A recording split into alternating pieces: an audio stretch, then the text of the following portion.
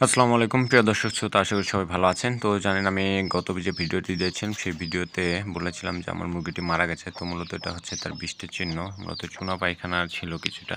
তো এই যে দেখতে পাচ্ছেন মুরগিটা কিন্তু চুপ করেছিল সকালবেলা। তো আমি যাই হোক মেডিসিনের শপ থেকে রেনামাইসিন একটা নিয়ে আসছি। আমি জানি হয়তোবা এটা বেশিক্ষণ টিকবে না, যে কারণে আমি বেশি ঔষধ নিয়ে আসিনি। তো এই হচ্ছে অবস্থা। এই টয়লেটের সাথে আমি মেডিসিনটি দিলাম। যেহেতু চুনা পায়খানার সাথে আপনারা রেনিমাইসিনটি অবশ্যই দিতে পারবেন যদি চুনা পায়খানা কখনো হয়। তো আমি এই যে একটি মেডিসিন নিয়ে আসছি, এটা আমি হচ্ছে ৪ ভাগের ১ ভাগ পানিতে দিব।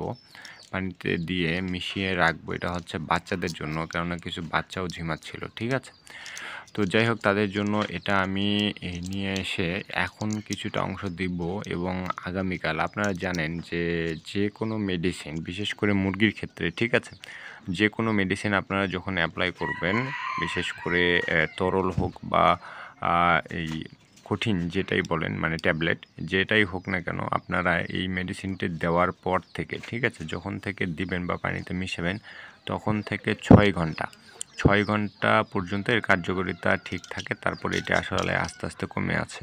তো এই কারণে আপনারা 6 ঘন্টা যে কোনো মেডিসিন মুরগির সামনে বা খাবার পাত্রে, মুরগির যেখানে পানির পাত্র সেখানে রাখতে পারেন। তারপর অবশ্যই ফেলে দিয়ে আবার নতুন করে দিতে হবে।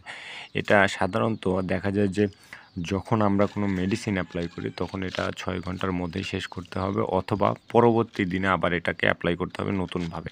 এটা হচ্ছে মেডিসিনের নিয়ম, ভেটেরিনারি, ঠিক আছে? বিশেষ করে মুরগির ক্ষেত্রে, অন্যগুলোর ক্ষেত্রের কথা আমি বলছি না। মুরগির ক্ষেত্রে আমরা সর্বোচ্চ 6 ঘন্টা পর্যন্ত যে কোনো মেডিসিন পানিতে গুলিয়ে রাখলে সেই পানিটা 6 ঘন্টার মধ্যে যদি মুরগি বা বাচ্চা খেয়ে থাকে তাহলে সেটা মনে করবেন যে 100% কার্যকরী। ঠিক আছে? এর পরবর্তী সময়ে যদি পান করে তাহলে সেটার কার্যকারিতা আস্তে আস্তে কমতে থাকে। সুতরাং যখন কোনো মেডিসিন অ্যাপ্লাই করবেন তখন অবশ্যই সেটা 6 ঘন্টার মধ্যে খাওয়ানোর চেষ্টা করবেন। তো যাই হোক, এটা যেহেতু কোয়ার্টার, আমি কোয়ার্টার পরিমাণ নিয়ে এটা রেখে দিলাম এই অল্প পানির মধ্যে। এখন এগুলো হচ্ছে বাচ্চাদেরকে দেবো। আপনারা চাইলে এভাবে গোলাতে পারেন, অথবা এটা অনেকক্ষণ যাবত পানিতে ভিজিয়ে রাখলেও কিন্তু অটোমেটিকভাবে মিশে যায় পানির সাথে। ২ টা ওয়ে রয়েছে। তো আমি যেহেতু তাড়াতাড়ি দরকার সেজন্য আমি হাত দিয়ে চেষ্টা করলাম একটু গুঁড়াটা করার জন্য। আর আমার মুরগিটা যেহেতু কিছু খাচ্ছে না তাই ওকে জোর করে এই অংশটুকু আমি খাইয়ে দেবো। ঠিক আছে? মুখটা হা করে তার ভিতরে দিয়ে দেবো। আশা করি ও খেয়ে নেবে। তো যাই হোক, ক্যামেরাতে আমি আপনাদেরকে সেইভাবে দেখাতে পাচ্ছি না। আমি জাস্ট এইটুকু আপনাদেরকে বলে রাখলাম, ৪ ভাগের ১ ভাগ আমি পানিতে মিশিয়েছি এবং ১ ভাগ আমি মুরগিকে খাওয়াবো, যেহেতু এটি প্রাপ্তবয়স্ক মুরগি। ঠিক আছে? ৪ ভাগের ১ ভাগ মুরগিকে একবারে খাওয়ানো সম্ভব। ঠিক আছে? এজন্য দেখেন মুরগিটিকে ধরতে যাচ্ছি। বাচ্চাগুলো সবসময় পিঠে উঠে থাকে। যাই হোক, মুরগিটিকে ধরলাম। মুরগিটা খুবই ক্লান্ত, খুবই ক্লান্ত। ওজনটা একেবারে কমে গেছে। ঠিক আছে? খুবই কমে গেছে ওজন, যেটা না বললেই না। প্রায় ১ কেজি ১১০০ গ্রামের মতো ওজন ছিল মুরগিটা। সেটা এখন প্রায় দেখা যায় যে হাফ কেজির মতো হয়ে গেছে। এতটা পরিমাণ ওজন কমে গেছে এবং গায়ে শক্তি খুবই কম। ঠিক আছে? দেখেন ছেড়ে দিলেও যেতে চাচ্ছে না, এমন একটা অবস্থা।